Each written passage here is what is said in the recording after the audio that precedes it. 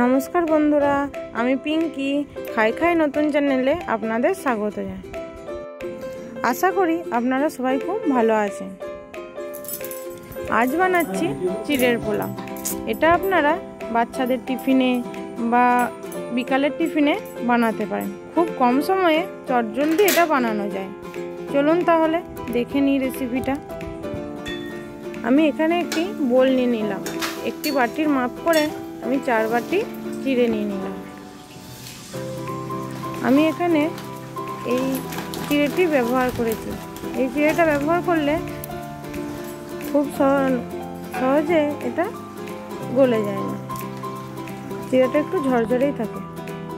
তারপর 2 মিনিট ভিজানোর পর তারপর একটা ছাঁকনির সাহায্যে এটা ছেঁকে নিলাম, জল ঝরিয়ে নিলাম। তারপর আমি এখানে পেঁয়াজ কুচি, আলু কুচি, গাজর কুচি, ক্যাপসিকাম কুচি ও কারি পাতা, ফোড়নের জন্য সরষে আর মৌরি নিয়েছিলাম। এখানে কাজু বাদাম, কিশমিশ আর চীনা বাদাম নিয়েছি।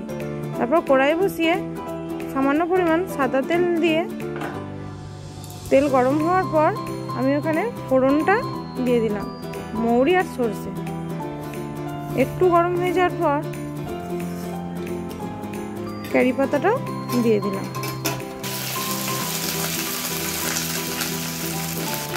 তারপর আমি চীনাবাদামটা একটু নেড়ে নিলাম। তার মধ্যে কিশমিশ ও কাজু বাদামটা দিয়ে ভালোভাবে নাড়াচাড়া করে নিলাম।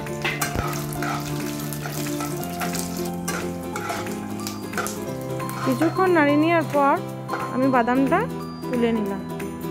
তারপর আর একটু সামান্য পরিমাণ তেল দিয়ে তাতে পেঁয়াজ কুচি দিয়ে দিলাম। পেঁয়াজ কুচিটা হালকা নাড়াচাড়া করে একটু লাল লাল হয়ে যাওয়ার পর আলু কুচি, গাজর কুচি এবং ছোটো ছোটো করে কেটে রাখা ক্যাপসিকাম কুচি দিয়ে দিলাম। তারপর ভালোভাবে নাড়াচাড়া করে একটু নুন ছড়িয়ে নিলাম পরিমাণ মতো।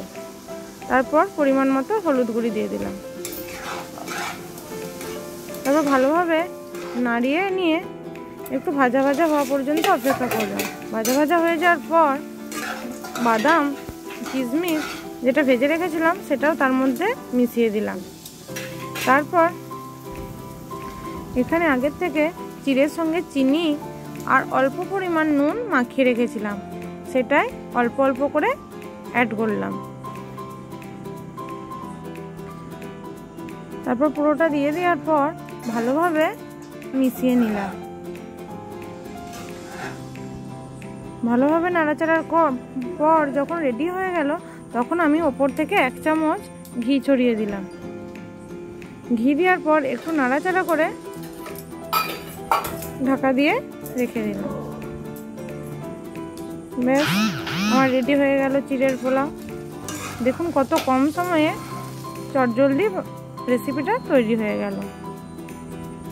তারপর নামিয়ে নিলাম।